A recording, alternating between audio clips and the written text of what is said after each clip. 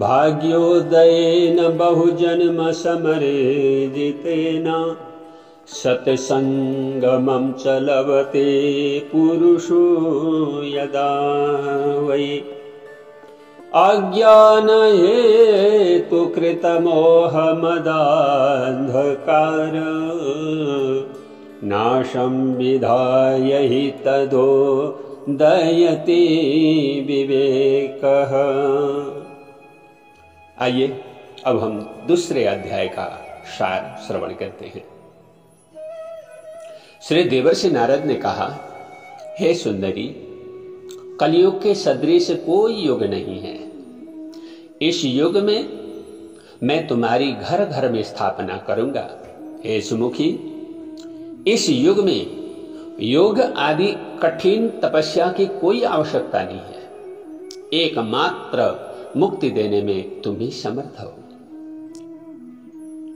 श्री सूत जी महाराज कहते हैं, हे शौनक आदि मुनियों, यो नारद जी की बातें सुन लेने के बाद भक्ति ने बहुत प्रसन्न होकर कहा, हे मुनीश्वर, आप बड़े दयालु हैं। आपने मेरी सारी बाधाएं दूर कर दी हैं। किंतु हे भगवान, मेरे इन दोनों पुत्रों को शीघ्र सचेतन बना दीजिए। वे दोनों बेहोश हैं। यूं भक्ति के दीन वचनों को सुनकर नारद जी उनके कान के समीप गए और बड़े जोर जोर से कहने लगे, हे ज्ञान, अरे वैराग्य, शीघ्र उठो। नारद जी ने वेद वेदांत आदि पाठों की घोषणा की, फिर भी वे उठ न सके। उनकी ऐसी दशा देखकर नारद जी को आश्चर्य हुआ। तब तक आकाशवाणी हुई, हे नारद जी, खेद न करो, तुम्हारी कामना पूरी होगी। सत्कर्म का अनुष्ठान करो। हे शौनक जी, उस आकाशवाणी को सुनकर नारद जी आश्चर्य में डूब गए। अंत में निश्चय किया कि अन्यत्र चलकर ऋषियों से पूछताछ करूं कि सत्कर्म के साधन क्या हैं। यूं विचार कर देशाटन को निकल गए और जहां तहां साधुओं से पूछते फिरे। किसी ने भी ठीक ठीक उत्तर नहीं दिया। आखिरकार घूमते घूमते बद्रिकाश्रम में आकर तपस्या करने का विचार कर ही रहे थे कि सामने से सनकादिक मुनियों को आते देखा। नारद जी ने कहा, भगवान, बड़े भाग्य से आप लोगों से भेंट हो गई। आप लोग तो 5 वर्ष के ही रहते हैं, लेकिन हैं आप लोग पूर्वजों के भी पूर्वज। पूर्वेशाम अपि पूर्वजा। आप लोगों की जिह्वा पर हरिनाम सदा विराजमान रहता है, अतः आप लोग वृद्ध नहीं होते। आकाशवाणी के विषय में तो सब बातें आप लोग जानते ही हैं। मुझे उसके विषय में कहिए।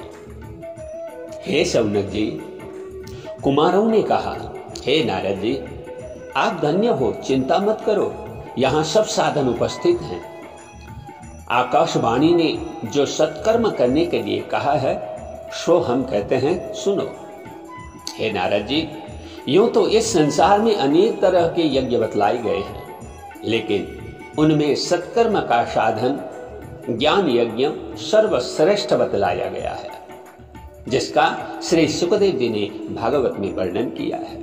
हे मुनि, भागवत सुनने से कली के सब दोष दूर हो जाते हैं।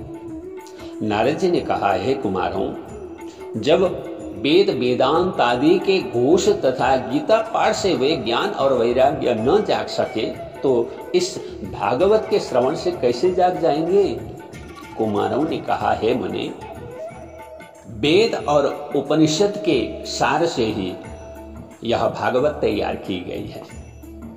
जैसे वृक्ष के जड़ से लेकर पत्तों तक रस है, परंतु जो रस आम के फल में है वह रस वृक्ष में नहीं है। बस हे नारद, तुम यह समझ लो कि वेद वेदांत उपनिषद और गीता आदि वृक्ष हैं और उन वृक्षों में फला हुआ और परिपक्व रूप से पका हुआ फल भागवत है। यह भागवत ब्रह्म सम्मत है और ज्ञान, वैराग्य तथा भक्ति की स्थापना के लिए ही तैयार किया गया है।